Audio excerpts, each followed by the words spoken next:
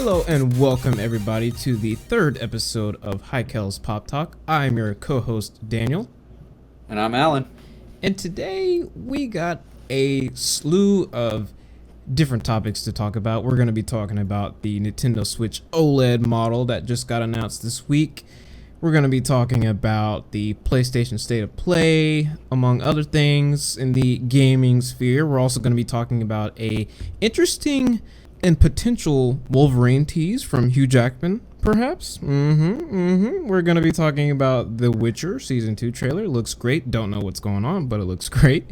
And the Death Note creator, or creators, plural, they are going to be coming out with a new series, a new anime series, and it's looking pretty good. And there's a couple other things that we're going to discuss later on as well, but just starting things off, Alan, how you doing, man? How's your week been?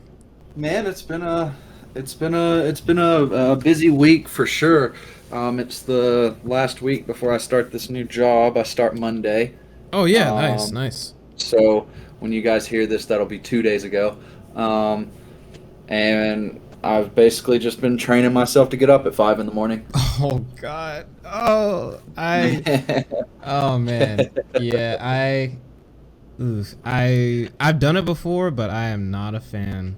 I've gotten to the point in my age where like a lot of my friends that I game with or hang out with all work Monday to Fridays, and they're all morning shift people, so they're off during the day and off early at night. So I'm on all day and all night by myself. So I'd rather just kind of like go to work early, get the work out of the way, have all afternoon to just chill and play video games with people, and then go to bed and do it all over again.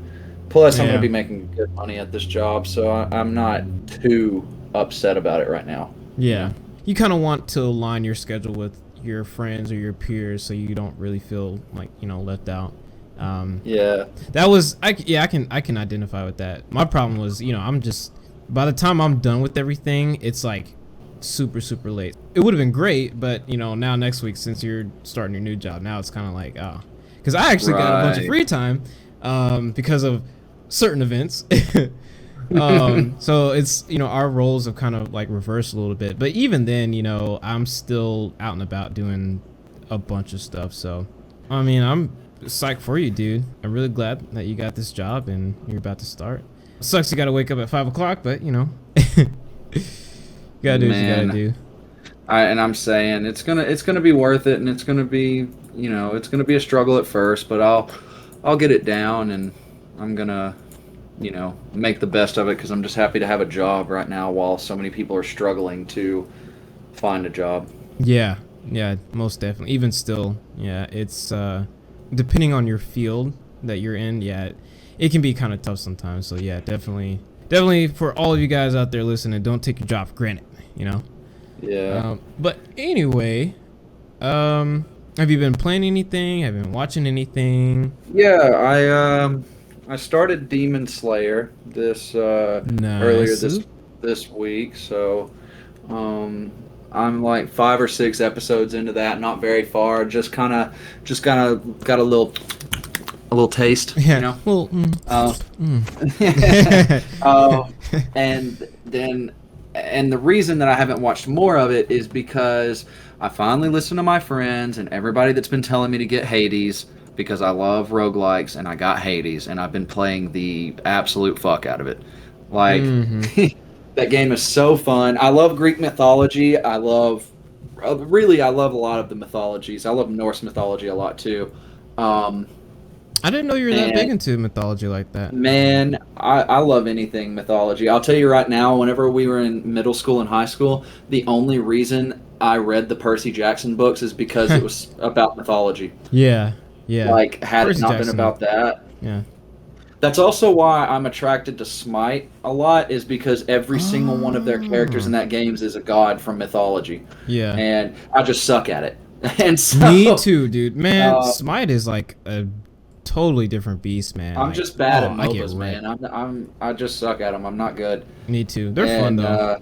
Maybe we can. Yeah, they're fun. Maybe we can get into it sometime. I get actually into wouldn't it and mind. learn together? Yeah, Because I I've wouldn't always mind tried to getting into learn it with like pro or get back players, and into so it. they're playing people with higher elo, and I'm sitting there playing at my own elo, and not understanding how to play the game, and so I'm playing against people who have been playing the game for probably since it came out, and then I'm Mm. just starting. Bro, I don't even know what Elo is, so It's like the rank system. Oh, okay. All right. Fair enough. It's Fair enough. and it's like that in their casuals and their unranked. Okay. All right, that makes sense. Yeah, Well, and so it has like kind of a thing where there's a bit of matchmaking, and that's good, but it always sucks because I'm playing with like pro players. yeah, I feel that. I feel that. Yeah, any every MOBA that I've tried out, I have gotten absolutely wrecked with. It started out with Smite, and then Paragon came out. I don't know if you guys remember Paragon. It was very I played that. unfortunately short-lived. They're coming out with another one. Oh, really? Paragon Yeah, 2? Or same Paragon? developers, different No different way. developing team though. Like they had to shut it down, right? And so now the new developers are at a new game. I don't know what it's called, like a new gaming company, a new game developing Yeah. company, No way. and Yeah. they're making like a direct copy of Paragon. There's actually been a lot of screenshots and like short little snippets of videos of the maps that they have made for the world, and it gives off some straight Paragon vibes. Nice. Nice. Yeah, no, you're totally like, wow, yeah, I'm looking it up. Yeah, it's gonna be called Predecessor, but it's Yeah, predecessor. I using, couldn't remember the name of it. yeah, it says it's using the assets of Paragon, and it's gonna be crossplay, dude. I mean, you say That my crossplay, and I'm friend automatically in. my friend Eli, you remember him from the wedding? Yeah, He yeah, he was huge into Paragon, like he loved it. And when they took it away, his heart was broken. And yeah, so as soon as they announced this like kind of revival, he's been hyped. He's been yeah. so hyped. I'm I've hyped heard about too. I this didn't game even for like a know. year or so now. It's crazy. Nice. No, I'm down too, man. I'm down too. With that, let's talk a little bit about this OLED model, man. Let's talk about that real Oh, we're just quick. gonna go I think straight into it. Straight into Yeah, it. I think that this is not that big of a change. I mean, I guess it's kind of cool that there is a place where you can hotwire right into the internet. What's Ethernet those things port. called? Thank you, an Yeah, Ethernet port. yeah. Yeah, I think that that's pretty cool. So it'll make stuff online run smoother, and it'll make your downloads to your Switch a lot quicker because Mm-hmm. you'll be able to hotwire, of course. Mm-hmm. But all else, like the screen getting a little bit bigger, that's not too important to me. Um, what are your opinions on it, man? I mean, like I said in my video, I feel like this could it could have just been a revised Nintendo Switch Lite. Like, I Yeah, don't understand why. Like, the only thing that benefits people like me who, I mean, I don't have a Switch yet. I know it's blasphemy, but yeah, if I did, I would play dots only. Like, I'm not a big mobile gamer. I don't usually play like a lot of games on my phone or anything like that. So I would usually have, if I did have a Switch, I would play it mostly dot. I wouldn't take it with me. Maybe if I was going, if I was like traveling, via plane or whatever, maybe, of course I would take it out. But right. yeah, like for me personally, it the screen is nice, but that does nothing for me. Just because I don't Yeah, I don't yeah, ever take it out. I would never take it out. So, for me, I'm like, well, shoot, I might as well just get the regular Switch, especially because it's $50 cheaper. The only thing I'm getting is a bigger screen and an Ethernet port. I can just get an Ethernet adapter for the regular yeah, one. It's yeah, so one it's hundred like percent. it's like who is this really for? You know what I mean? I guess people who exclusively game on the gamepad there.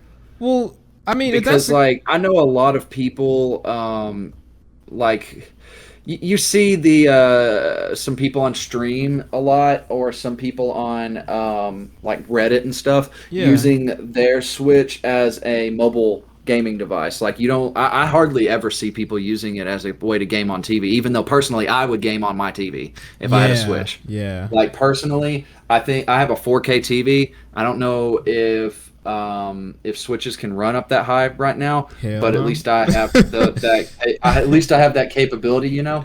Yeah. But even so, I could run it on my my monitor as well, which is also 1080p, or Yeah. which is 1080p rather. Yeah. And I would love to see Breath of the Wild on this. I would love to see the new Smash on this. I would love to see a lot of games on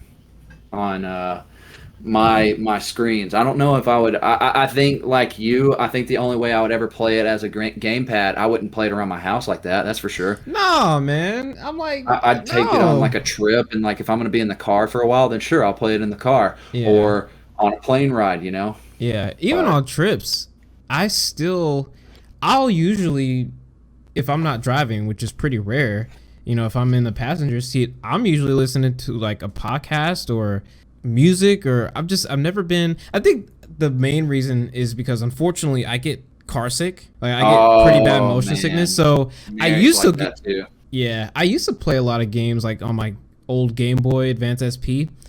That was like my first console. Man, you just brought back some memories. Bro, yeah, man, yeah. Good stuff. But I would play it, but if I wasn't like sitting the right way, like it would just make me sick. I mean, it's if like I'm in a car where I can like lay the seats back, it's fine. But if I'm like sitting up trying to look at it and then like the car's moving, I'm like, oh no, yeah. So, yeah, maybe that's why I've never been like a mobile person. But even if I was like on like a train or whatever, if I lived up in New York or somewhere like that, if I was taking a subway, I'm still, yeah, I never have been like a big mobile person. So, I mean, yeah, this doesn't really do a whole lot for me, and it really sucks because, and it's my fault, and it really, it's kind of your own fault if you got disappointed. But with the rumors that it was gonna have like some type of 4K functionality, and it was gonna have like there was gonna be new hardware, like there was gonna be like a new chip in there. There was gonna be, they might implement DLSS, which is, for those of you guys who don't know, DLSS is NVIDIA's upscaling technology that they use in their graphics cards. So say if you are trying to run a game at 4K on a, I'm trying to think of a good example. Pretty much what it does is it'll just take a lower resolution image and it will upscale that image to a higher resolution. It won't be native per se, but it'll be so close to the point where you can't really tell the difference, and it looks really good in practice. Like, NVIDIA has been really optimizing it and improving it, so now, I mean, DLSS looks great. And with the Nintendo Switch being as low powered as it is, it's not like super low powered, but it's, I mean, of course, compared to the other consoles, it's very low powered. So having DLSS, having the ability to upscale, because it can only run games at like 1080p at the most in dock mode. So having that, you could at least upscale it to 4K and it would look good. Because right now, like you were saying earlier, Alan, you can put it on your TV, but if you put it on a 4K TV, it would look super blurry because it's not made for that. Yeah, it's not made for that. It would pretty much just be, it wouldn't look good because it's just regular upscaling, with the TV. So there's no dedicated hardware, which is what I was hoping for with the new revision. So obviously, unfortunately, this is not the Switch Pro that we're all thinking it would be. But apparently, there is still a Switch Pro coming out. This is just something that they kind of like threw together. They were just kind of like, hey, here's this. Be content for a little while. Here's a bigger screen and an Ethernet cable. Go wild. Yeah, and go wild. Over here, they're like, shh, don't talk about it. But we got a Switch Pro coming out. Shh. Yeah. And Holy crap, yeah. Yeah. And so like they don't want to talk about that yet, probably because it's not too far into development, maybe, or maybe Yeah. because they don't want to get people too hyped about it too early, and Yeah. then let it die off before they get to release the thing. Because I don't know why, but Nintendo. Well, no, I know exactly why. It's a smart business move. But Nintendo always staggers their console releases with next gen. So like PS4 and Xbox One came out, and then like what, like 3 years later, right? Or was it a whole five? Anyways, they staggered their release, right? And then they dropped the Switch, and everybody bought a Switch. Like you could Oh not man, dude, it was nowhere. Man, I swear, it was like I want to say like Gone. a couple years later, it was still hard to get for a while. I'm like, what? Yeah, I mean, yeah, that is a good point. They have been a little bit more strategic in how they've been releasing their not games, but their consoles as of late, because the PS4 and Xbox One both came out in 2013, like November-ish. And then yeah. I was just looking it up. Yeah, 4 years later is when the Switch came out. It came out in March of 2017, which you would think, man, why would you release it in March? That's not the holiday season. People aren't really going to go out and buy that, but no. But everybody went out and bought it. Everybody. Well, you know why? Yeah. You know why? Because that's around the time people are getting their taxes back. I didn't even think about that. That's tax a good season. point. There's a reason that they stagger games for March and April, and then October and November. It's because people are buying for holidays, or they just got their taxes money back, so they're buying just dumb shit. And I didn't even think about it like that. So they drop stuff all the time in March for that very reason. Wow. Oh man, yeah. This thing is gonna be no different. It's gonna sell out so quickly. It's gonna sell out. You think so? That. Yeah, of course. It's Nintendo. You don't think other people have the same opinion we do, where they're just kind of like, I mean, that's cool and all, but like, respectfully, fuck that. Like, like, you don't think anybody else will be like that? There are people like us, but we are very small. We are a very small portion compared to the tidal wave of just loyal Nintendo fans, who will buy anything Nintendo will come out. I bet you there are people who already have a Switch. They already have all the games. They got like multiple Pro controllers. They probably went out and bought the Mario Switch that came out for Mario's 35th anniversary. They probably had that, bro. And they're looking at this like, yeah, I'm gonna get it. Yeah, I already pre-ordered it. There's people, talk about that. There are people like that. I was close. I was one of those people, man, because they dropped that PS4 Pro. That was the Spider-Man PS4 Pro. Dog. I was so close to buying one mainly because it would have been an upgrade for me, and I thought that the console just looked dope as fuck. Yeah. Because like I think I mentioned this in one of the other podcasts, but I bought my PS4 the day that they dropped. Like, really? You got it on launch? Yes, I got it on launch. Really? Oh, yeah. Wow. And okay. Mine was an official launch PlayStation, because it came with its own console breaking bugs, and I had to send it back to Sony for a month after I got it. Yeah. That's what happens when you. That's the risk you take. That's the thing about getting on launch, and a lot of people will be like, "Oh, that sounds like something broke people say." Nah, dumbass. That's what something smart people say. Coming firsthand, I got PS4 on day one, and like I would launch a game, any game, and within like 10 minutes of being on the game, my PlayStation would just crash, and an error in the application had occurred, and I'd have to restart the game, and it did it every single time. And so I called them, and thank God Sony was a good support system, and they sent me, they told me where to go. I didn't have to pay shipping or nothing. I just went and gave FedEx my PlayStation. They knew immediately where to send it to, and I got my PlayStation back a month later, fully fixed. And so for me, getting the Spider-Man PS4 Pro would have been a definite upgrade, because my PlayStation was on the decline. Well, I mean, it was an upgrade, but if you already had one, it really wasn't like that big. Like, they upgraded the GPU a little bit, but it didn't really do anything for games. Because I would have been going from a 500 gig to a 1 terabyte. Yeah, but you can do that on your own, you know. Yeah, I mean, yeah, true, but I just was lazy. after that. Yeah, I mean, you do have a good point though. The PS4 Pro did look pretty tight. So The Spider-Man one looked so good, dude. Yeah. Like, so good. If they'd have dropped a God of War one, I really would have dropped money on it. oh yeah, most definitely. So are you going to be picking this thing up? Because you don't have a Switch, right? No, I don't. Me neither. I've played games on Switch over at your house, actually. Was that Deja's Switch? Yeah, it was Okay. hers. Yeah, I don't have one. Yeah. Yet. Which I was waiting because I thought it was gonna be a big upgrade, but no. Yeah, I played stuff at your house, and then I've played stuff on Izzo's Switch as well. And both of those places, I've played very limited amounts, and I've played like Smash and Breath of the Wild and a tiny bit of Odyssey. Yeah. And it just made me want a Switch so bad. And then plus, Mary wants one real bad because she wants to play Animal Crossing because that was the big thing. And, like she thinks it's super cute, and she's like an animal person and all that. So that's just right up her alley, and she wants to play it so bad. Yeah. And if I can get her a Switch and turn her into like a true gamer,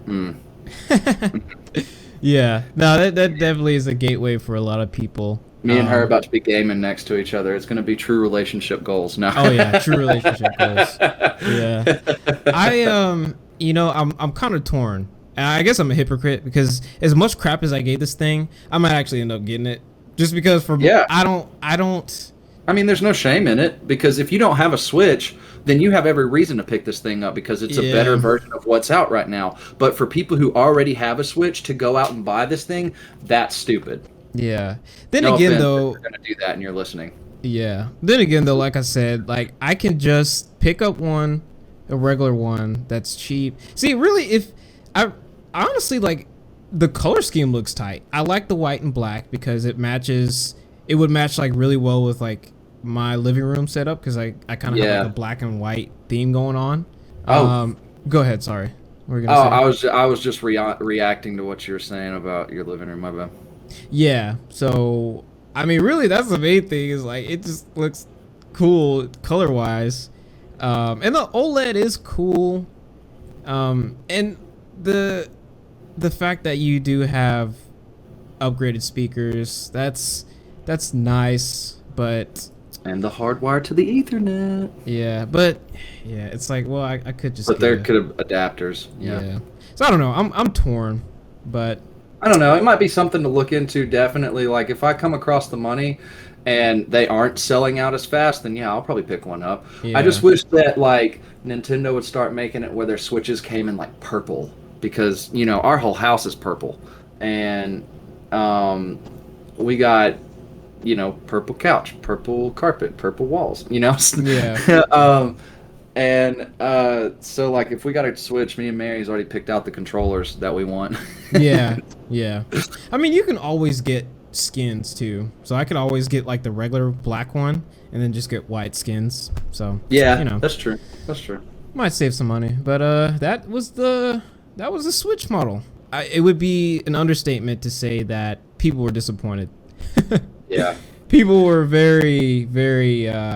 Some people were pretty upset because, some people had very high hopes for this, me included. So, yeah, very unfortunate. But speaking of people being disappointed, oh jeez, here we go. PlayStation State of Play. I personally wasn't too terribly disappointed, mainly because I knew going into this that this was going to be a lot of third-party indie developers. That's exactly what they said. They said exactly what they were going to do. That. And see, man, that's the gaming community. You just gotta read. They don't know how to read. You gotta read, man. Yeah, you gotta read. Let's actually go through, just kind of, give people an idea of what they actually showed. Top to bottom, Moss Book 2, Arcaded Gaiden, Tribes of Midgard, Fist Forged in Shadow Torch, Hunter's Arena Legends, Sifu, Jet the Far Shore, Demon Slayer, I can't even pronounce the freaking Japanese name, not even gonna try, Lost Judgment, Death Stranding, Director's Cut, and Deathloop. So about 11 games total. But yeah, and it was about a 30-minute conference that they showed that over as well. yeah, yeah, I want to just go through here real quick and do some kind of like rapid fire with this. Let's just kind of go on the line and talk about some of the games that we're hyped for. So, first and foremost, Arcadegeddon. yeah. No, Arcadegeddon I'm down. I'm down for has it looks super fun, and I'm all for co-op shooters like this. And it looks like there's going to be some looter shooter aspects of it, because there's that one thing that they fight, and it drops just a shitload of loot. And yeah. so I think that this is going to be kind of like a third person Borderlands-esque, but not like, not nearly the same as Borderlands. It's just going to be like looter shooter like Borderlands. Yeah, Which there aren't too many games of out there for real. And yeah, Borderlands is kind of like all on its own. Yeah, on its own for the thing. most part. No, And like so I think this looks very good. I think that what you said in your video. But by the way, if you're listening, go subscribe. Dan's Input. I'll plug him. He don't have to. I agree with what you said in your video, though. I think the gunplay looks awesome. Yeah. I think that it does remind me a lot of Fortnite, with the way that the art style is very cartoony like that. But yeah. I'm a slut for customization, so I think that that's really cool that you can like customize your character. And I hope like the more missions you do, the more like cosmetics and shit you unlock, and you could like earn really badass stuff for your character to look like. Yeah, that would just be a cool little thing for me. Yeah. The only thing I'm worried about what are you expecting for out of this game? I'm expecting, hopefully, I'm expecting it to get monetized a lot with the customization, to be honest. Yeah. That's the only thing I'm worried about. Is like I see that and I think, maybe microtransactions. Yeah. I mean, they could be reasonable, because it's not a free to play game. It's actually 20 bucks to get into the early access. And that's that's the early access too, so.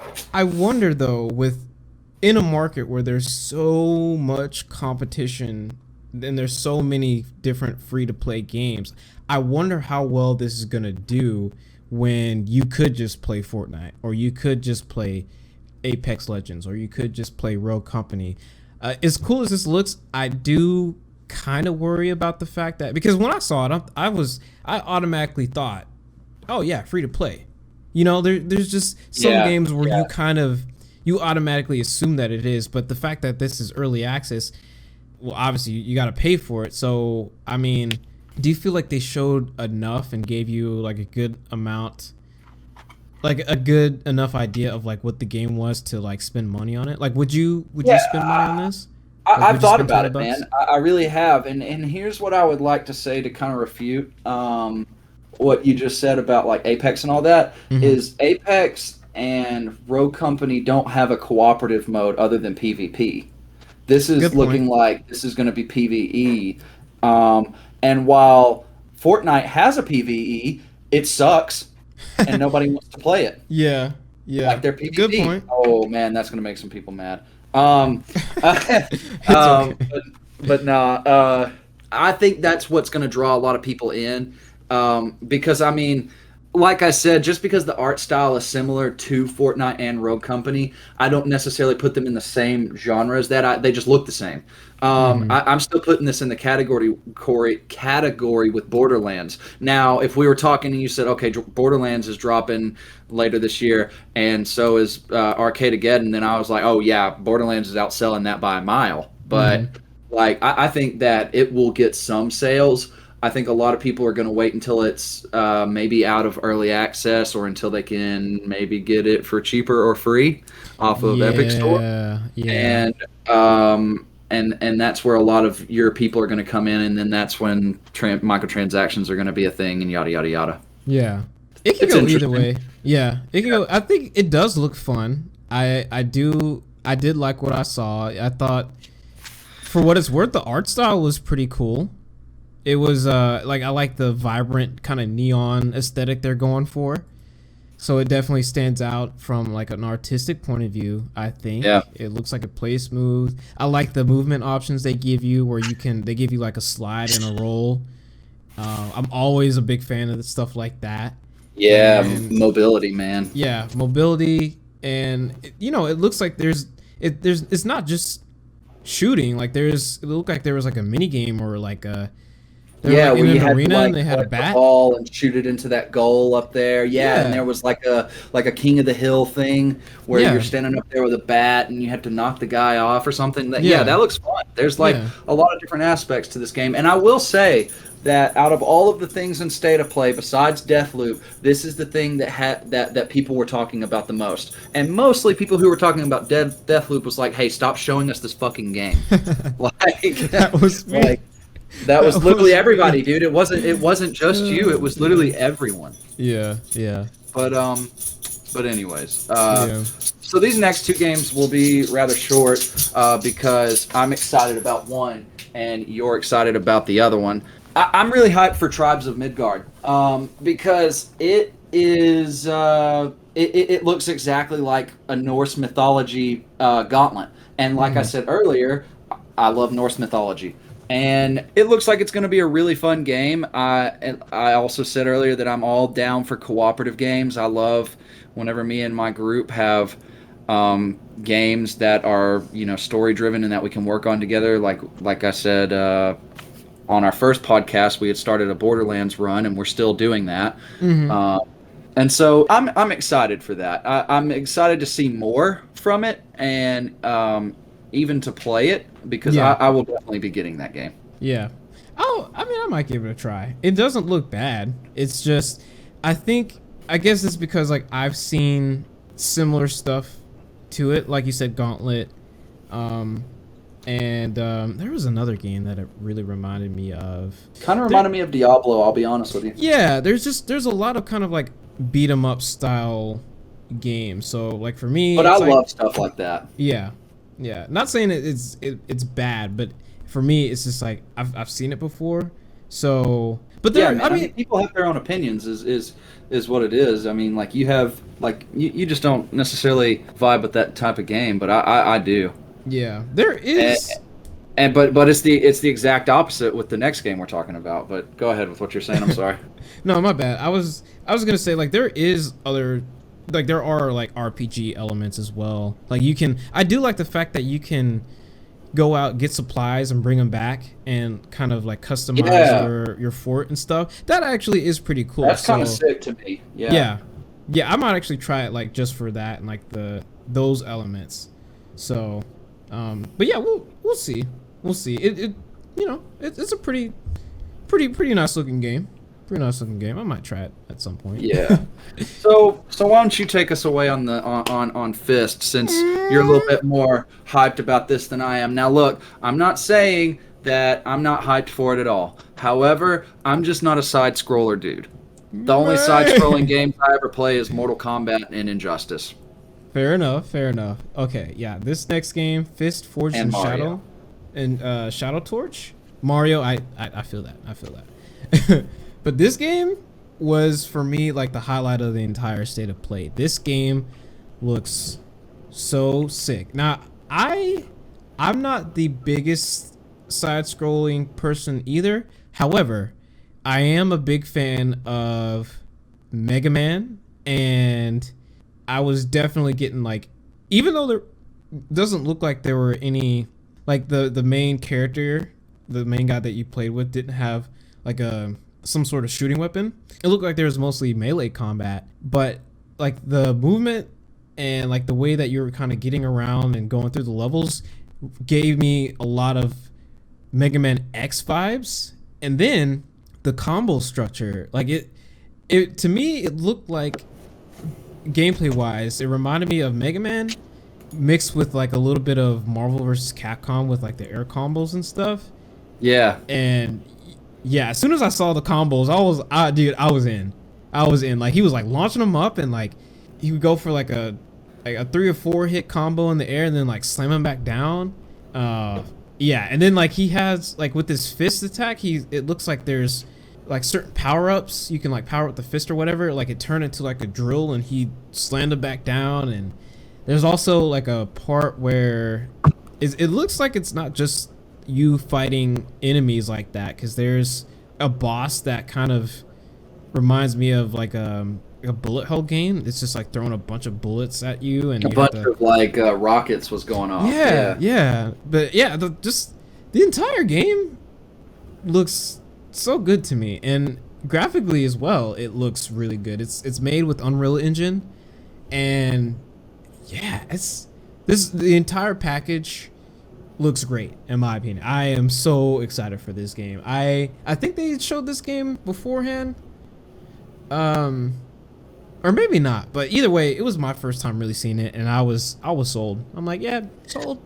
Man, the graphics look astonishing for this. For this to be a side scroller, the graphics look amazing. Yeah. And like I say that because like normally side scroller games, besides fighting games, of course, don't have that great of graphics. I mean, it depends on the game. I don't want to say that they don't have great graphics, but they just choose weird art styles. Like Cuphead. Cuphead chose that 1930s cartoon style, animation style, which is cool. Yeah. But it doesn't look like realistic, right?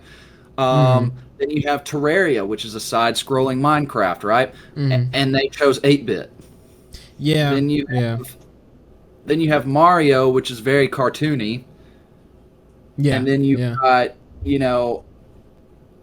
Inside, which is not it's not very, very graphically, impressive either. It's pretty much just a shadow, right? Yeah. I think the art style it does stand out. I will say most of the time, I think this looks like a very, very good art style, yeah. Yeah. I think art style is pretty important with a lot of games, because honestly, if you go for like a super realistic looking game, it will usually end up hurting you in the long run, because by the time, like, look at a lot of photorealistic games that came out around the time the PlayStation 3 came out, right? Like that was a big jump from the PS2 and the original Xbox and GameCube to the PS3 and Xbox 360. That was a really big jump. Like the photorealistic games that came out around that time, it was like, holy crap, dude, look how real this looks. It's amazing. But now, 10 years later, 10 plus years later, you look back at those games and it's like, ooh, like that didn't age well, because they were going for a photorealistic look.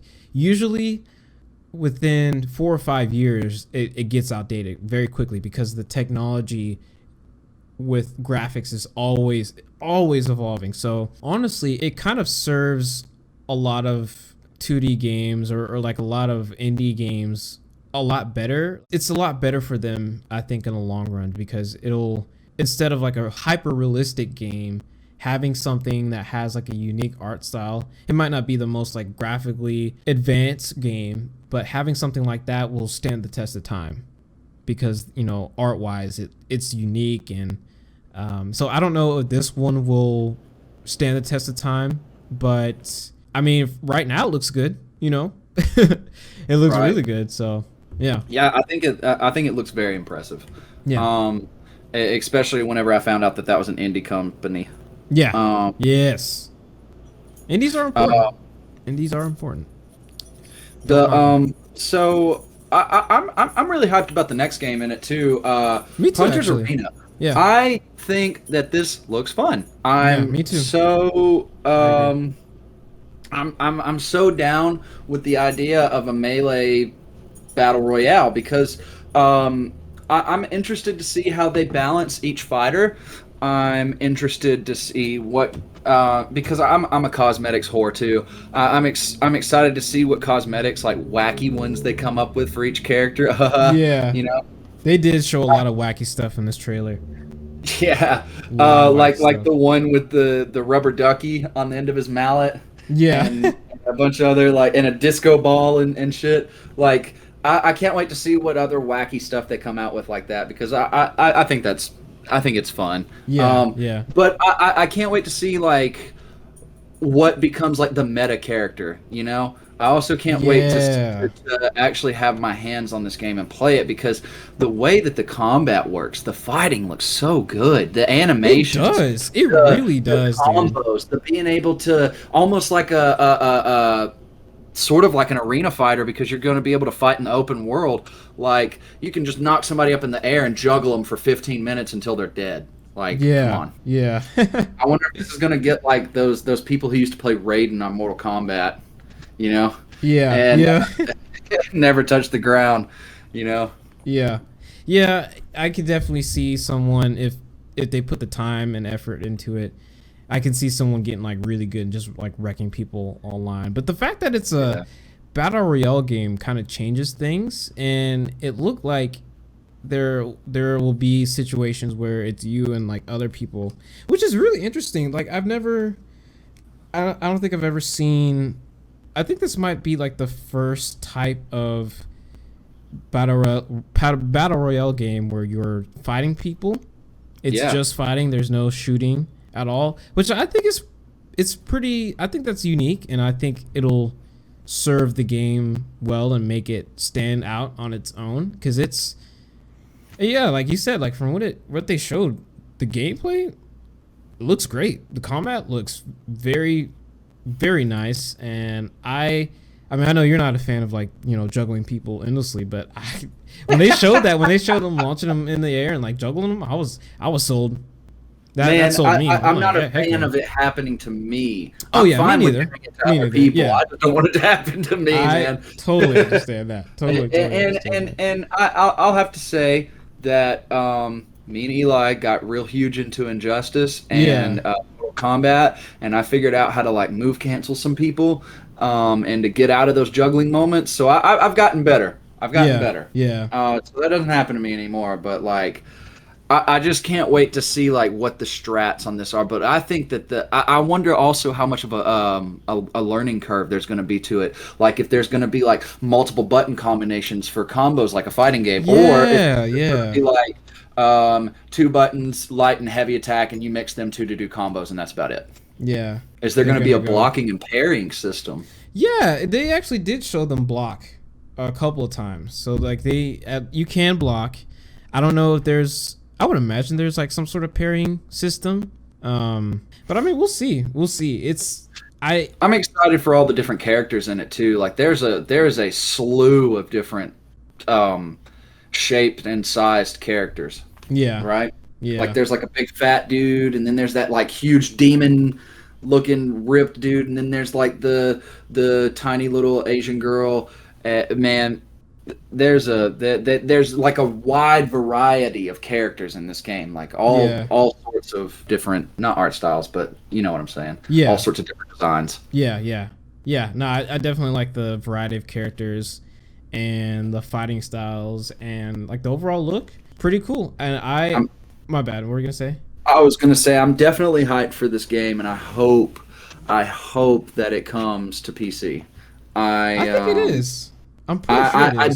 didn't look it up, and I guess this was my own fault for not thinking about this. But I thought when PlayStation mentioned State of Play that they were going to be showing off PlayStation exclusives that were coming out, Yeah, yeah, and so I thought these were going to be a bunch of indie exclusives that only PlayStation was getting. But I just found out like yesterday that that's not necessarily true, yeah, yeah. and that they didn't even show a single exclusive in their State of Play. That's a good point. Yeah, I don't think any of these games. But I mean, technically, Death Stranding. But we'll get to that. We'll get to that. Yeah, but Sifu, Yeah, Sifu is next, and Sifu. Yeah. that I we've talked about this a little bit, and I have mixed feelings on it. Mainly because and this is such a weird problem to have with the game, but I don't know how I feel about the art style. Hmm. I don't know if I like it or if I hate it. Yeah, I don't like the impacts of the sound effects in the fighting. Like they sound so light. It sounds like in martial arts movies where they're like blocking people's attacks and they're like deflecting them onto their shirts and stuff, and you hear that like padding on their shirt. It sounds like it's that. Yeah, it doesn't. There's no like each attack. It just sounds very what's fake. Yeah, very fake. Fake, and it just there's no like there's no like bass behind it. There's like no bass. There's no pass. There's no behind it though. Yeah, there's no punch. Like whenever you punch somebody, it sounds like you're just tapping somebody. Yeah, you know. There's when he no was hitting him weight. with the hammer, it sounded the same. I mean, the bat, it sounded the same way. Yeah, there's no weight. It was like, and that was it. Yeah. Nothing. Yeah, and I'm like, dude, you just hit him with a bat. Like, give me a or like a shing with a metal bat or something like that. Like, come on. It makes your attacks feel so weak. You know. Yeah. I mean, but it's gameplay wise, it looks pretty cool. Yeah, I do like how they have animated some of the environmental takedowns as well. Like, there's a part where he like punches this dude in the face and throws him into the counter, and he actually bends over the counter. Yeah, and like it looks so smooth. Like it looks like something straight out of a movie. It looks like they actually used like an actual fight scene from a movie to choreograph that, and it looks cool. But one thing I'm definitely interested in this game is the aging mechanic. Like, one, what age do you start off at? Two, will your age affect your gameplay? Will it affect the powers of your hits? Will it affect your stamina? Will you get to an age where you just die? Yeah. Where, like, that's it. That's the end of the game. You got to start your run over. Like, yeah. Maybe this is one of those games where it's smart to be like, okay, I beat that mission, and I'm only 40 years old, so I need to save right here. Oh, shit, I just died 2 times. Let me go back to that save where I was 40 years old instead of, like, where I'm, like, almost 50 now. Yeah. So, like, I'm interested to see, like, how that goes, but I'm a wait for a bit after this one drops to see if I'm going to pick it up. Like, it's got my interest. Yeah. Now all they need to do is just fix some of the sound effect problems, and that would completely influence me to get that game, I think. Yeah, I'm not really big into beat 'em ups, but this looks different enough to where I might actually try it. Yeah, as long as they fix the sound effects. The fighting style in this is one of those things where it kind of reminds me of how the Yakuza and Sleeping Dogs combat. Sleeping Dogs. It's just not nearly as violent as either of those two, and I think that like there's not even a drop of blood in this game. Like, I could be wrong about that and could have missaw, but I don't think there's blood in it. Yeah, well, I wouldn't say it's a bad thing, but yeah, I feel that it's definitely a lot more tame, especially if you're used to playing like super, especially if you're used to playing stuff like Doom or Mortal Kombat, Right. So where people, it's like your violent fighter, shoot 'em ups and stuff. Yeah. But yeah, so definitely going to keep an eye on this one, but I don't know. I'm definitely not going to pick it up when it drops. I'm going to watch people. We'll see. So I've aired my distaste for this next game with you. Oh yeah. I'm just not excited about Jet. I'm not. Me neither. It is kind of giving me Vietnam flashbacks from whenever No Man's Sky. Oh yeah. No Man's Sky promised all that they did, and then it dropped like shit. Yeah. I'm really afraid that's going to happen in this game too, because it happens to a lot of games that are explorative outer space games. Isn't that weird? Yeah. Yeah. Like all outer space games usually promise. It's almost like they're promising a world that they can't actually develop. Yeah, that always happens for whatever reason. It's crazy. Yeah, but they didn't. I will say to their credit, they didn't promise anything yet. Not yet. Not yet. I mean, there's still time. Yeah, this trailer seemed pretty straightforward though. I also don't know how I feel about that wide angle on flying the ships. I don't know how I Yeah. feel about that. Yeah. If you're gonna do it first person, I want it to be right behind the ship or in the cockpit. Yeah. Like I don't know how I feel about that wide ass angle on flying the ship. Yeah. No, you're right, man. Your ship is so tiny because of that. Yeah, and so like it's almost like why would I ever want to get a different cosmetic looking ship? I won't be able to notice a difference. Yeah.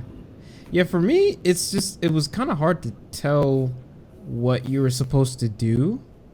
What's the objective? You know what I mean? And like what's the Yeah. main point? Other than just like flying around and collecting stuff, you know? That's pretty much all I got from this trailer. And that wasn't really enough to like really excite me that much. You know? Not So saying it's a moving on bad to the game. next game. Yeah, right. I mean, you know, if you're into it, that's cool. But yeah, I was kind of like, oh, okay, whatever. Even the first time they showed it, like the very last year when they showed it in for the PlayStation 5 reveal state of play, they showed it. Yeah. And I was like, Yeah. what? Like that was definitely when like the pace of the show kind of like slowed down.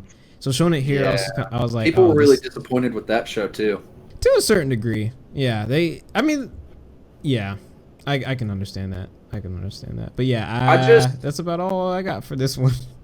I just wish that Sony would start doing more of an E3 type thing, but instead of it being this digital thing, like I kind of wish that they would have like big games come on there. Like I wish that I hope soon that we get like a whole panel for God of War. I hope we get a panel for the new Horizon game because I'm hyped about that. Yeah. I hope that we get so many I hope we get so many things in the near future about actual Sony exclusives. Yeah. Yeah. And I know that like they don't solely show exclusives always at the competition shows, but like they almost do. Yeah. Like almost. most of their shows are showing off their content, and then who wants to be on their consoles the most. So like, Xbox did Bethesda, but not every Bethesda game in E3 is going straight to Xbox for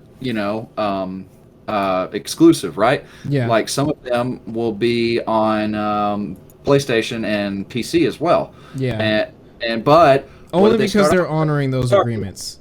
Yeah. But I'm saying like they started off with Starfield, which is going to be an exclusive for Xbox and PC only, and not going to PlayStation. Mm-hmm. And then they went down the line of the other stuff that is going to be going to everything else. And like Sony, this one, they just were like, hey, here's all these games that are coming out for both consoles, but they're on our show. Yeah. Yeah. Yeah. Oh, what's that? You wanted to see some of our exclusives coming out? Nah. No, yeah.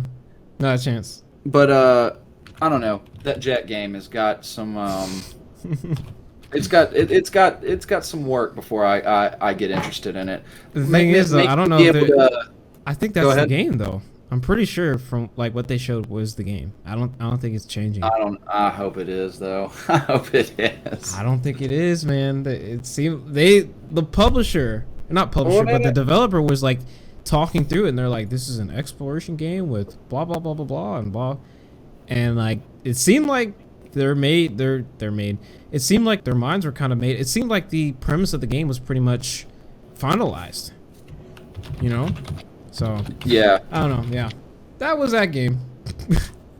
It was alright. Not my favorite. So but, I mentioned earlier, that I am watching Demon Slayer right now, mm-hmm. and so the next entry, the Demon Slayer game, I'm gonna say I'm hyped for it because like I'm already drawn into the anime already. Mm-hmm. They've got me hyped. They've got me on the hype train for the anime. Yeah. And I'm enjoying it so far. And I know that probably not a lot of content for the people who have seen it. Not a lot of content has happened for me yet, and there's a lot to come. But like, man, I'm enjoying what I've seen so far. Oh yeah, no, it's good, and it gets better. And this also looks very good. A lot better than the My Hero game, in my opinion. Yeah. Not to say that the My Hero game was bad, but like the way that the combat works in this game looks a little. Are you talking bit about more... My Heroes One's Justice? Yeah, I think that's the one I'm thinking about. Isn't that just an arena fighter? I think so, but it's just it didn't look as like the combat didn't flow like the Demon Slayer game did. Like you look at the Demon Slayer and like it just like everything kind of goes together and oh man, it's so flashy and it looks tight. It looks awesome. I'm a big fan of this one. Gave me some Naruto Ultimate Ninja Storm vibes as well, which is a good vibe to have. We were talking about that. Games. Ultimate Ninja Storm is definitely what I get from this game. That and like the way that the fighting style is, it's similar to a lot of anime games. Like there's a One Piece game that everybody plays that's like that. Yeah. There's a lot of stuff. Most definitely. I can't wait to play it. I can't wait to finish the show, get caught up, watch the movie, and then play this game. I'm enjoying it. Yeah, me too. Me too. So the next game that came up on the State of Play was Lost Judgment. And we've already talked about it a little bit, but I'm super hyped for this game. I like that there's going to be some goofiness to it. Like you saw him playing with the little toy robot. I imagine there's going to be like a little mini game that you get to play. And there was stuff like that in Yakuza as well. And that's what really made me love those games, is that while they were very serious games, there was a little bit of wacky side stuff too. Most definitely. And I love that stuff, and I love all the funny cosmetics you could get in certain ones. But yeah, I'm hyped for this game. I kind of hope they tie the two universes together, like this is kind of in the same area or whatever. But yeah, I didn't think about them maybe doing like that, like a Yakuza cinematic universe or whatever. That would be kind of cool. Maybe not cinematic, but you know what I mean. I was talking about like making the two universes together. Yeah, no, I get you. No, it looks cool. I like the wackiness. It's definitely in line with the Yakuza series, with the mini games, and I like they still have like the rhythm games, and the actual combat looks pretty cool as well. And I think so, you know, with Yakuza Like a Dragon, it seems like they're switching to like role playing for like the remainder of the series. I think maybe it might have just been because, you know, that was like a spin-off, but it would definitely be interesting if Yakuza went more into like a turn-based direction, and then like the Judgment series became like the brawler. You know what I mean? Yeah. That would definitely be a interesting change of pace, but it might have just been because Yakuza Like a Dragon was a spin-off. But I am interested to play Like a Dragon. Heard it's really good. I know it's really good, and it's really graphically pleasing as well. But I don't know how I feel about the turn-based combat. Like, I loved it in Final Fantasy, but I don't know how I'm going to feel about it in this, just because like that's going to make encounters a little more challenging instead of me just being able to like combo the fuck out of people, you know? Yeah. But I mean, I want to play it, but I'm definitely hyped for Lost Judgment. I saw the combat on it, and it looks like old Yakuza does, and I was hyped. I was hyped. Me too. Looks good. Looks real good. So the next thing that was released was the Death Stranding director's cut. Oh yes. With honestly, I was going to just write off at first, because a lot of these games that come out with director's cuts, quote unquote, they don't really add shit. Nope.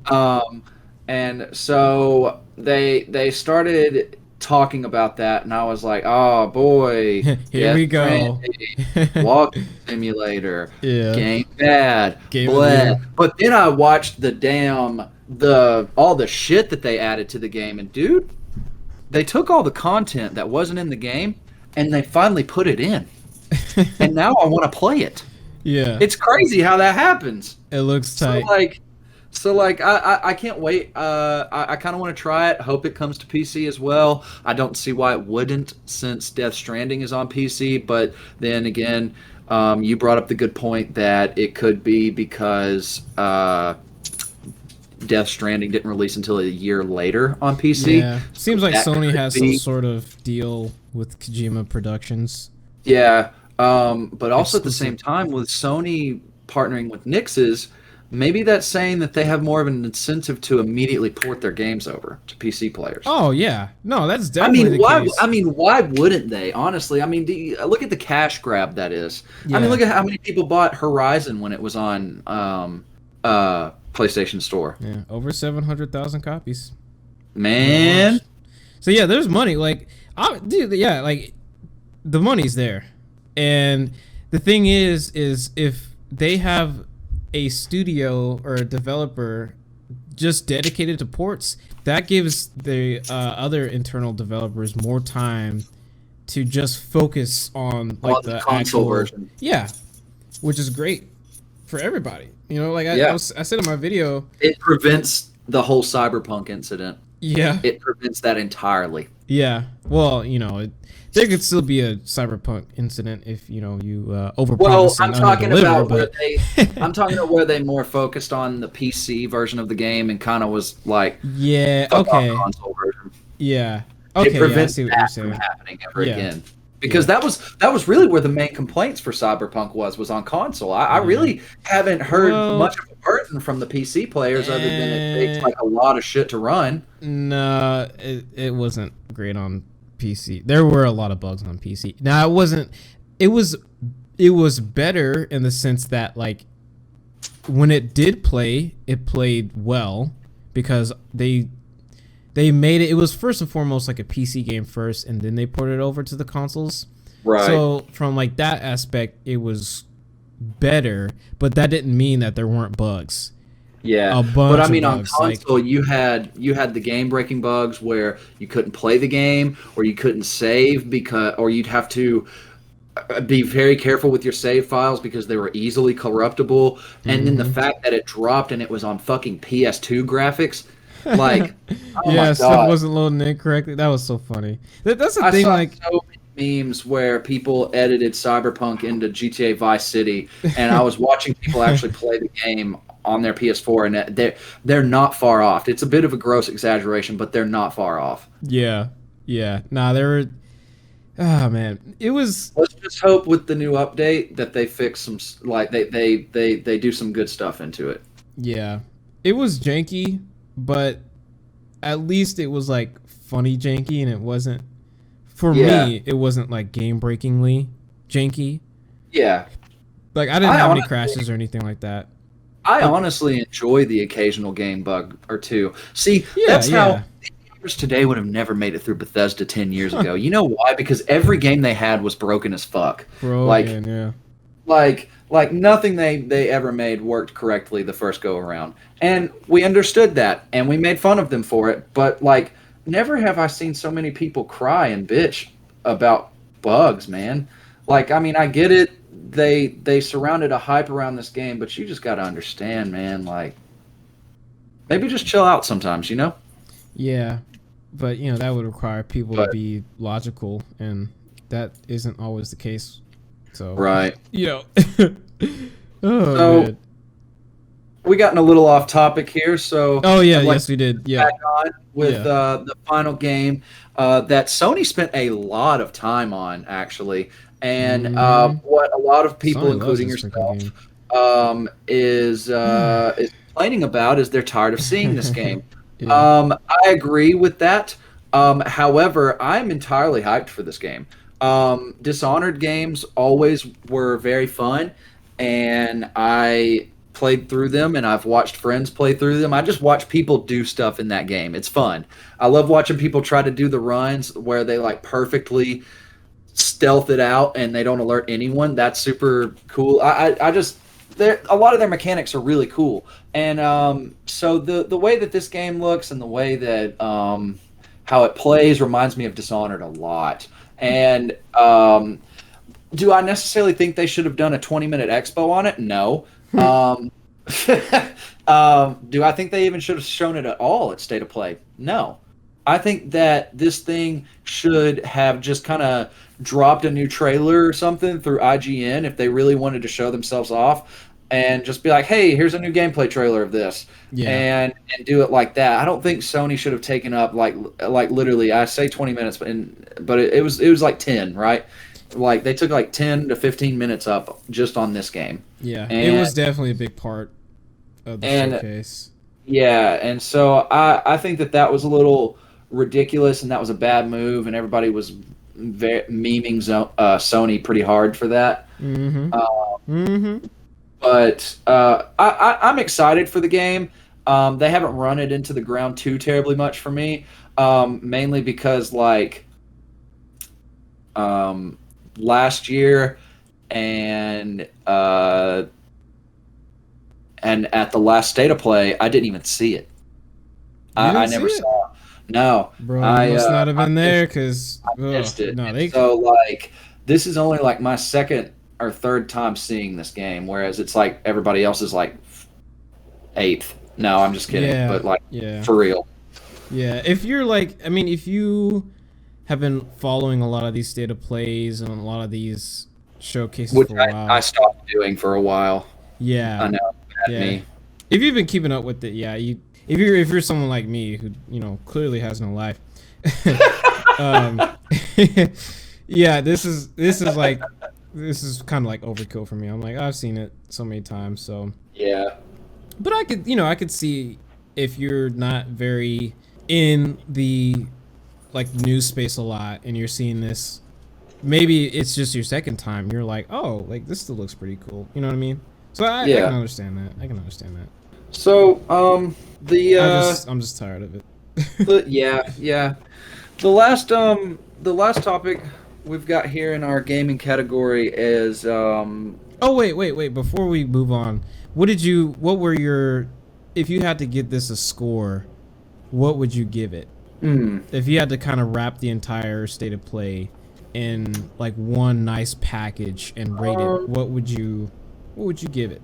So you said that there are 11 games in this, and I am hyped for 1, 2, 3, 4, 5, 6.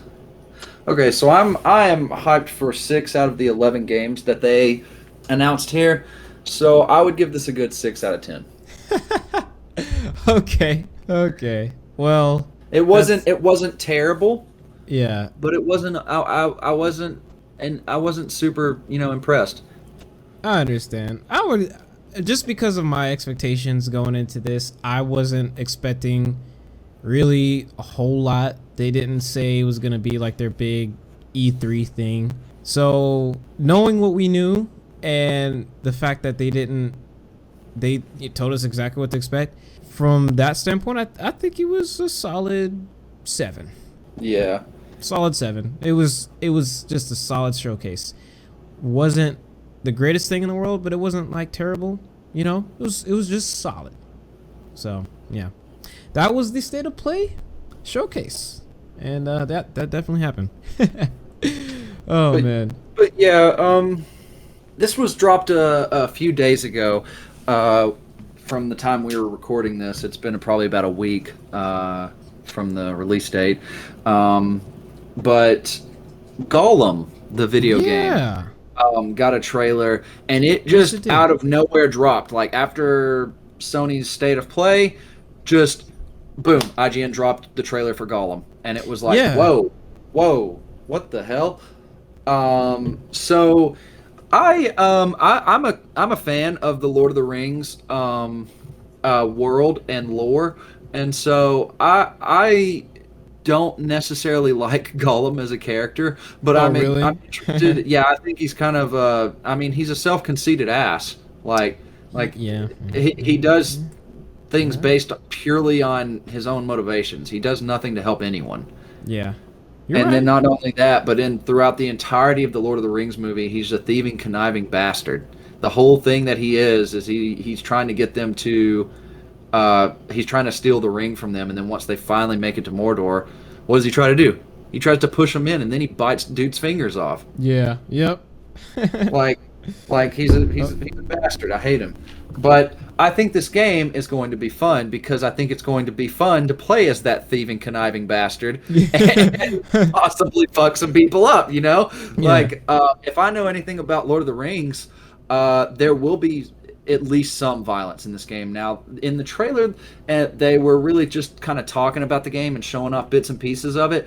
I think that they will, that it will be a good game. I think that it'll be pretty fun. Me too, it's actually. Gonna be like more of an adventure, like stealthy look to it, but I think that a lot of like, I don't think Gollum's gonna pick up an axe and like swing and hit somebody's head off. I think that, but what you may be able to do is you may get like a little dagger and be able to jump on their back and stab them or like bite them or something, Yeah, so, yeah. some weird Gollum shit. Yeah. I could see some. Yeah, that definitely seems like a Gollum thing. I'm pretty excited to see how it goes. I may not pick it up on release. I might wait and watch some stuff about it first. I might watch the before you buys on it. Yeah. But overall, I think it's got potential, and I have been wanting a new Lord of the Rings game, and here it is. I just kind of was hoping it was going to be a new Shadow game. Yeah, I was about to say it does kind of feel like I'm starting to feel that drought of Lord of the Rings games. Yeah. I just noticed it now that you said that, and yeah, I wonder when the next Shadow game is going to come out, but I guess there's no telling because Warner Brothers is working on Gotham Knights right now. Oh yeah, that's right. They are working on. Yep. Nope. Yeah, you're definitely right. I said yep. Nope. I like totally contradicted myself. Yep. Nope. Yep. Oh man, yeah, but this actually, like a lot of the games, I know I keep saying it, but like I was pleasantly. I don't really have that much of a vested interest in. Like I like the Lord of the Rings, but I'm not like a diehard Lord of the Rings fan.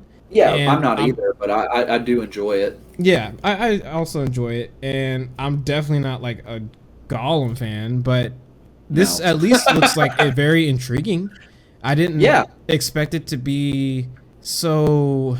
There are a lot of different gameplay elements to this that really surprised me. Like there's like stealth sections and like there's like climbing sections and parkour. Yeah, I was like, oh, okay, so like it seems like they're really taking the time to make this thing like really fun and something like they're giving you a new type of Lord of the Rings experience. And you know what it kind of reminds me of? What? This is kind of as if the Uncharted developers made a Lord of the Rings game. I could see that.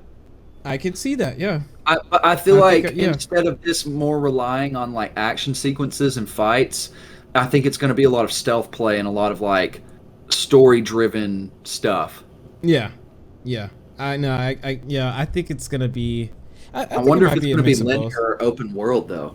That's going to be. I'm expecting it to be a little bit more linear just because of the nature of the game. What's weird though is it's the fact that he's crawling around. Like, man, that's the only thing that kind of like weirds me out. I mean, that's I know just that's Gollum, man. That's why I hate him. Yeah, he's a creepy little thieving, conniving fuck. I hate him. Yeah, it's just I see him crawling around, and I think, man, is this like some sort of animal game?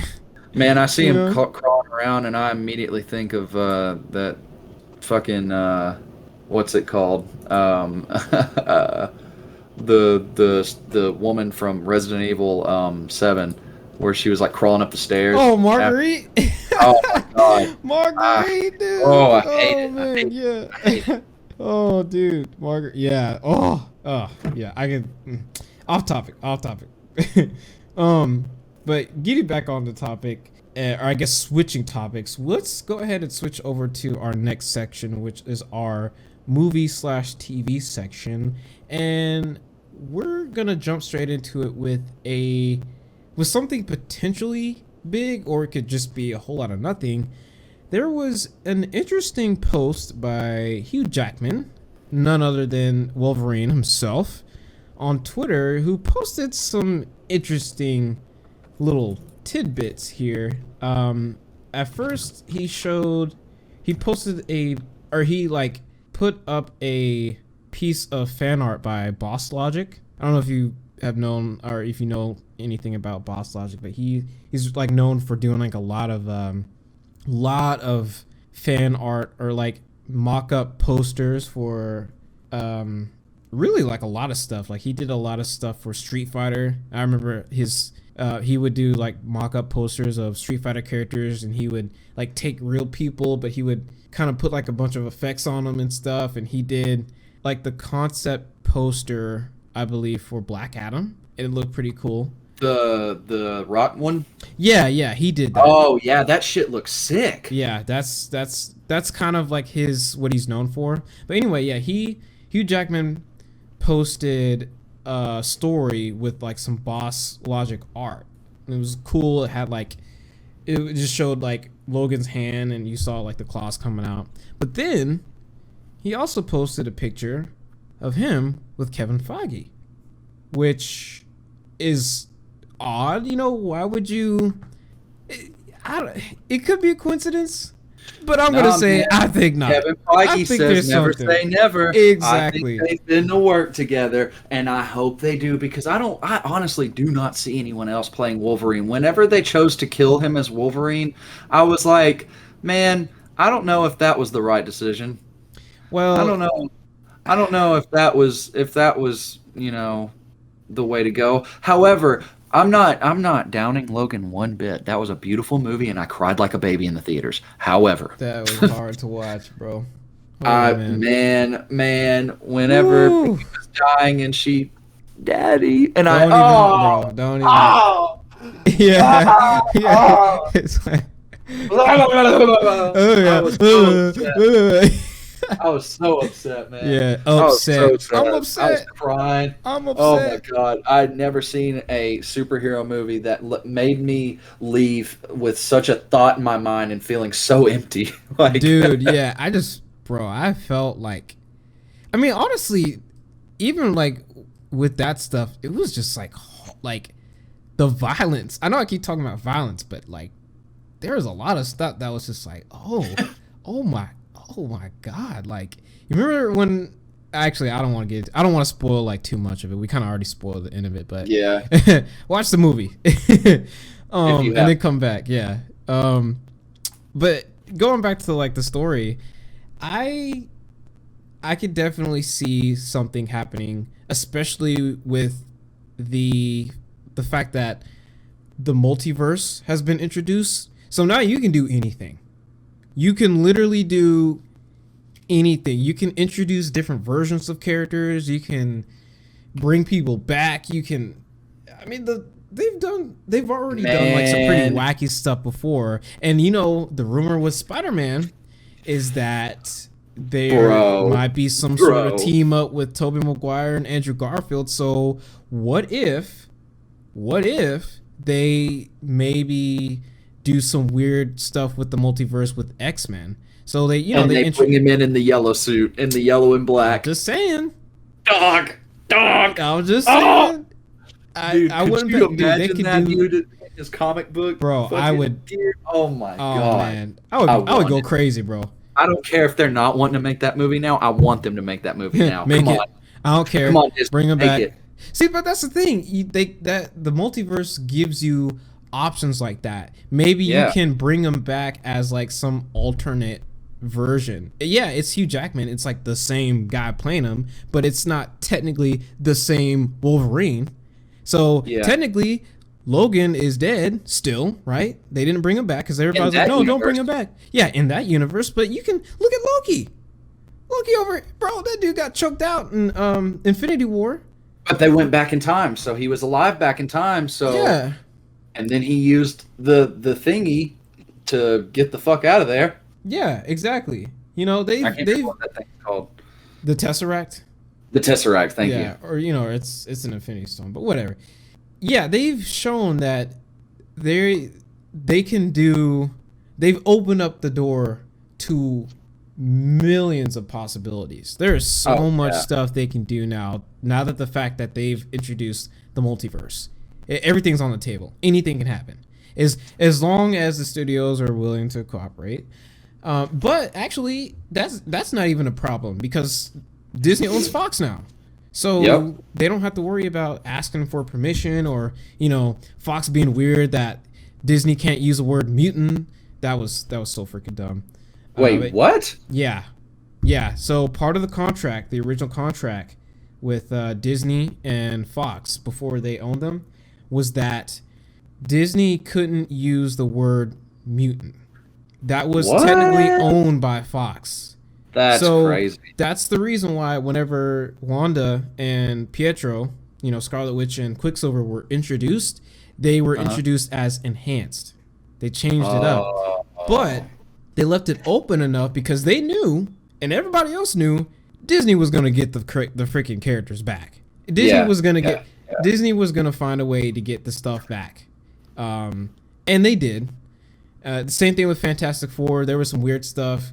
Fox owned Fantastic Four, but they traded, I want to say. Like, they gave back Galactus. Like, they gave him Galactus so they could use Galactus, but they still had the rights to It was a mess. But yeah, anyway, the fact that they have Fox means that all of that BS is out the window. They're free to use Fox characters. They're free to use mutants. They're free to do whatever they want. And they can totally bring back Hugh Jackman as, like, Wolverine from Earth 2 point whatever, Yeah. In the costume. Please, enough with the teases, okay? Yeah, please give it to me. That's what I really feel like that black glove is about. Because, like, when his glove's black on the comic costume. Yeah. Well, it varies. Like, it's like the original was like blue and yellow, but then I think one of Chris Claremont's run. He's a pretty famous Wolverine writer. He's the one who wrote the story whenever he was in Japan, which, like, like, people talk about Wolverine's, like, love for Japan, like, that's a big part of his arc and stuff, but Chris Claremont was the one who wrote that specific story, and I think in that story he had, like, brown and yellow outfit, so yeah, it might have just been like a darker blue or a darker brown, but anyway, I'm hyped. I hope this turns into something. I hope it's not just a tease and a coincidence. I would love to see Hugh Jackman come back just one more time in MCU proper, just to interact. Even if he came in and said, I came to help the Avengers because I'm the best I am with what I do, and what I do isn't very nice, and the Avengers are known for being nicer. Something. I don't know. Be cool. Hope it turns into something though. But that was that. So this week we also got 2 updates on season 2 of The Witcher. We got a brand new teaser trailer and a release date. Yes. It'll be coming out December 17th on Netflix only, of course. And I gotta say, I know that you don't really know what's going on in the trailer there. I know what's going on in the games, but yeah, here is what my theory is obviously right there at the beginning of that bit, that's Ciri and Geralt, right? I think that they are on their way back to his I don't know, I don't want to say tribe, but his tribe of Witchers, because in the game and the book, Geralt trains Ciri to be a Witcher, and we also see Yennefer in the trailer. I'm pretty sure that we see some of the other Witchers, but I cannot remember their names right now. But there was this main Witcher in The Witcher 3 that was like kind of an asshole, and he was like a good guy antagonist, kind of. Yeah. He was Geralt's Vegeta, basically. Yeah, I think I know who you're talking about. He's represented in the trailer. Yeah, I think I know who you're talking about. I think he was in the first game as well, and like you have to like you have to find him because he knew something about like your lost memory, because in the first game you have like amnesia and stuff. I forget his name, but yeah, it wouldn't surprise me if he's like in the third game. But I think I know who you're talking about. But I think at the end of the trailer, I noticed one dancing bard, and so I think that's everybody's favorite bard, Dandelion. Dandelion, yeah. I think that's who that is. Yeah. And that's pretty cool because I loved Dandelion in the games. Yeah. He was one of my favorite characters. He was just a horny bard. He's so funny. Yeah. That dude's tight. Yeah. Yeah. I mean, I didn't know what was going on because I haven't seen the first season yet, but I was liking what I was seeing. You know, like I'm like, okay, right. All right, this is tight. This is tight. So, I mean, sign me up. I'll watch it at some point. Right. I just gotta watch Loki first and everything else. But no, yeah, I'm definitely liking what I was seeing, and I will have to first catch up on the first season, and then hopefully I'll be all caught up by the time the second season comes out, because I'm liking what I'm seeing. Looks good. I really hope that we get to see Vesemir and Lambert whenever they get back, because Vesemir is the guy who trained Geralt, and I just looked it up, and Lambert is the name of the other Witcher that was like kind of his opposing, the guy that was always challenging him and stuff like that. Yeah, he was also kind of an asshole too. So there's that. But yeah, I hope we get to see Vesemir in the show. I know the fans at one point were wanting Mark Hamill to play the character, but Mark Hamill was like, I know nothing about this series. I'm sorry. That would be so sick, man. If Mark Hamill was... Oh, dude, that would be so sick as fuck. Oh, my God, dude. Man, I hate that you said that, because now I want it. Because now you want it. Yeah, now I know it's going to happen. I know it's not going to happen. Well, anything can happen. So never. Did they introduce Zoltan yet? I'm not. I don't think so. No. Okay. Yeah, because that's like his best friend, or I guess one of his best friends. So, or like, did they really? I'll just have to watch it. But yeah, no, it looks good. Looks good. So that was a pretty quick wrap up of our movie/TV segment. Only had like 2 things in there, so not a whole lot of stuff to really like go super deep into. So we're gonna go ahead and move into our next segment, which is our anime segment, and we had 2 very interesting things actually.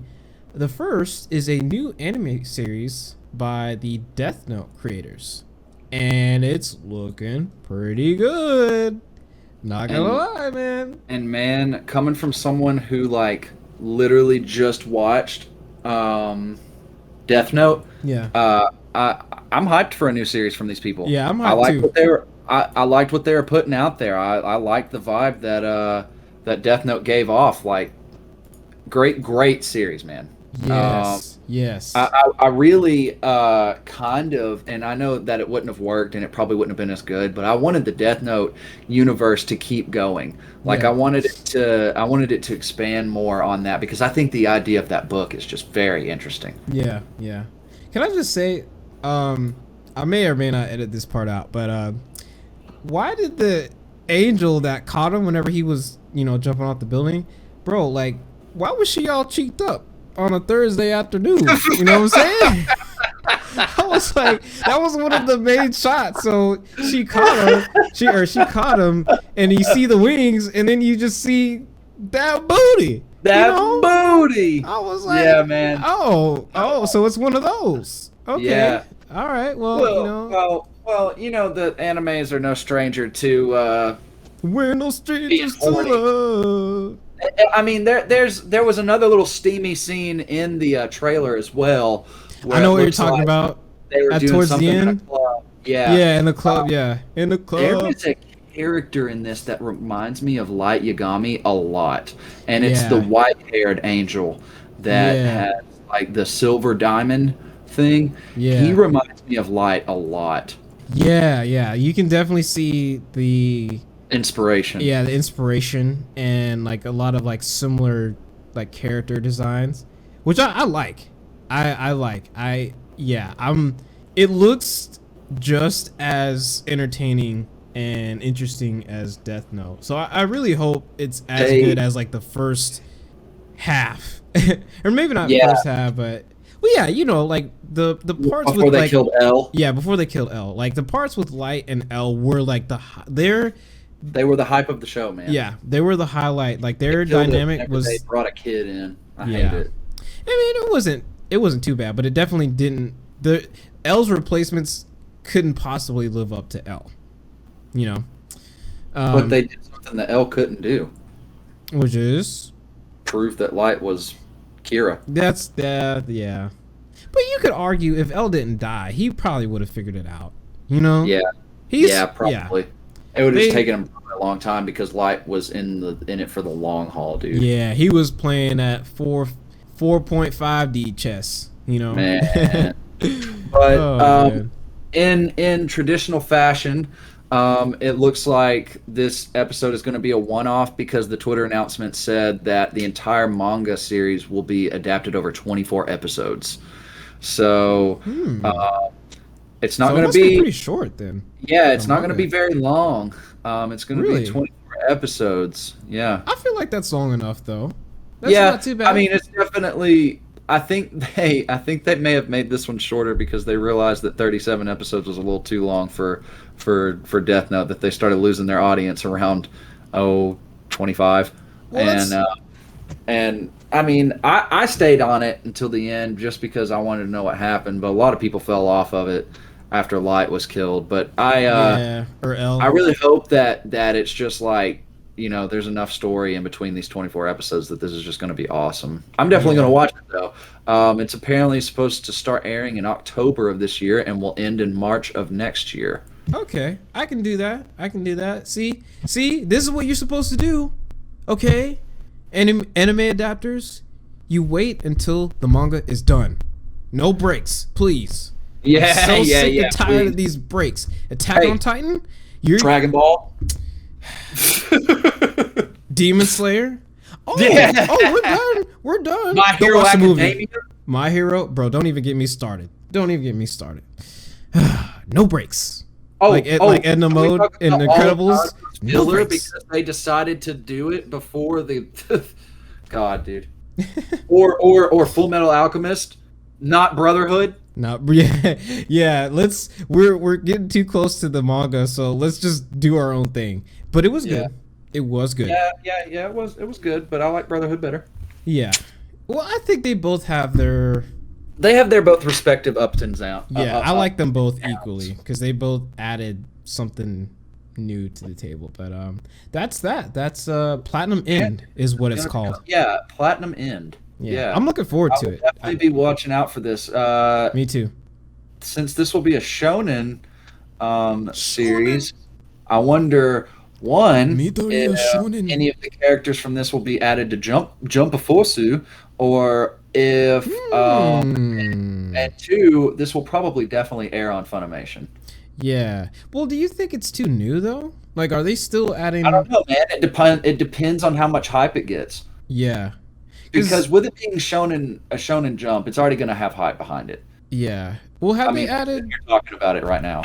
Yeah. Did they add like Deku and the gang to Jump Force?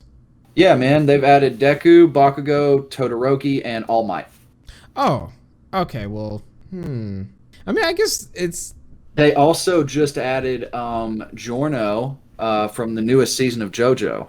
Okay, well, if they're adding stuff from like the newest seasons of animes, then yeah, if the protagonist in this series is like a fighter or a fighting type of shonen, then I could see that. I feel like this might turn into like an angels versus demons thing. Yeah, that was kind of like the vibes I was getting. Or angels versus Shinigami. The world may never know. Maybe we'll see. But anyways, great, though. I think that something is going. I don't know why, but I'm imagining that little crystal to shoot out of their hand and do like projectile damage. Massive damage. Yeah. Oh, that's a lot of damage. That's a lot of damage. Okay. Well, that's Platinum End. Looks really good. So that was our first little topic. Our second topic and final topic of the podcast is the Fullmetal Alchemist creator is announcing a new manga, which could be adapted into another series later on down the road. Yeah, I'm super hyped for this though because, as I was just talking about, I loved Fullmetal Alchemist Brotherhood. Me too. It was one of the very first animes that I watched start to finish, and I think I said in one of the previous podcasts that I was watching it when it came out on Adult Swim, and I would watch it every Saturday, and I was super hyped to hear that there was going to be a new manga. Now, personally, I don't read manga. Except in certain cases, like I've read ahead a little bit in the My Hero manga, and I read. Oh, really? You reading ahead? Mm-hmm. And I read the second half of the final season of Attack on Titan's manga because I just couldn't wait to figure out what was going to happen. And so I read it too, and gotta be patient. I've also read some of Dragon Ball Z's manga and I know that a lot of people are probably going to hate me for this, but I love Dragon Ball. I love Dragon Ball so much. And no, why would anybody hate you? Dragon Ball is because it's the most basic anime to love. Like, everybody gives me shit for loving Dragon Ball. No, bro. People gave me crap for Naruto. No, like what you like, dude. Like what you like. Screw the haters. I love Dragon Ball. I don't know what it is, but it's intense and inspired. Classic, dude. Everybody likes Dragon Ball. Classic. I grew up with the shit. Goku's my guy. Vegeta is also my guy, but just an asshole my guy.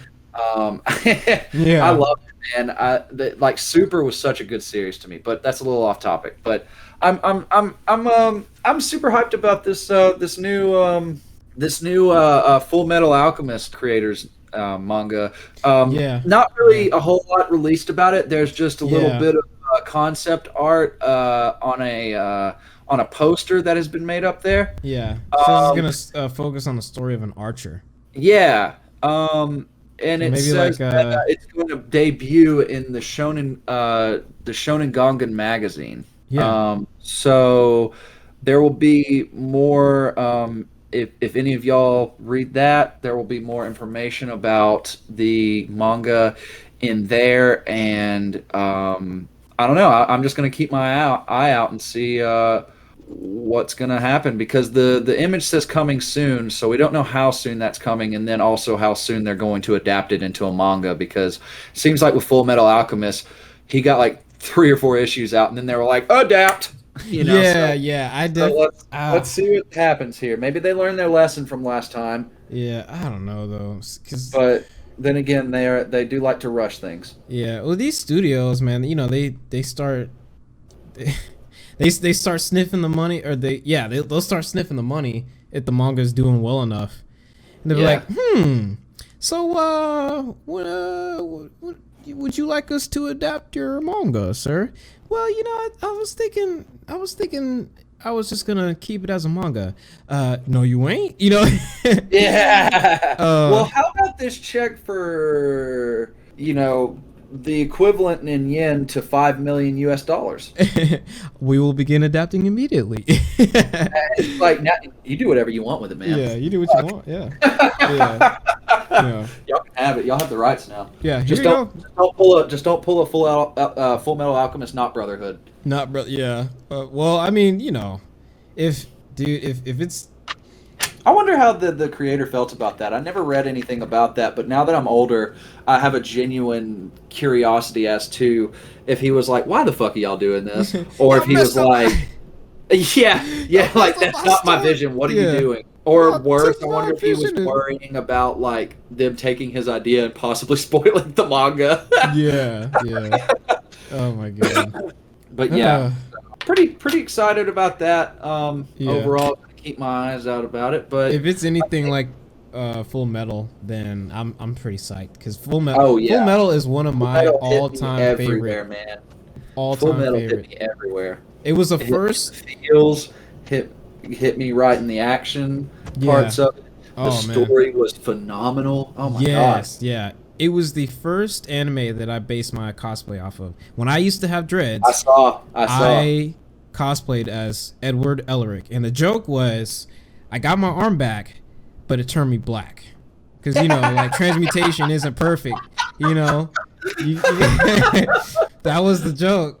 And it worked. I thought I pulled it off pretty well. It was a pretty like cheap cosplay. The only thing that I bought was like the jacket, but I had the hair for it. I just tied up my dreads in kind of like the same type of like ponytail, and I had like it came with the jacket, the gloves, and that was pretty much it. I want to say, because everything, I had like a black tank that I put on with some black pants and some boots. I borrowed a friend of mine's boots, and like I thought I made it work. Yeah, man. I saw your pictures from that, and I knew immediately who you were. Yeah, and I was like, and I think you were going to Anime Con, weren't you? Yeah, it was a anime weekend in Atlanta. Yeah. So like, definitely pretty cool, man. Yeah. I've always wanted to do a cosplay, but I'm a little too fat, so I'd look like one of those like. One of those like weird people that are too fat to fit in a Trunks costume and their bellies all hanging out. That would be me. No. You know what? Screw it. Do it anyway. Body positivity. I wanna. So I've got long enough hair now. I wanna cosplay as Shoto Aizawa from My Hero. Do it. He's one of my favorites, and I kind of already have the hair like him.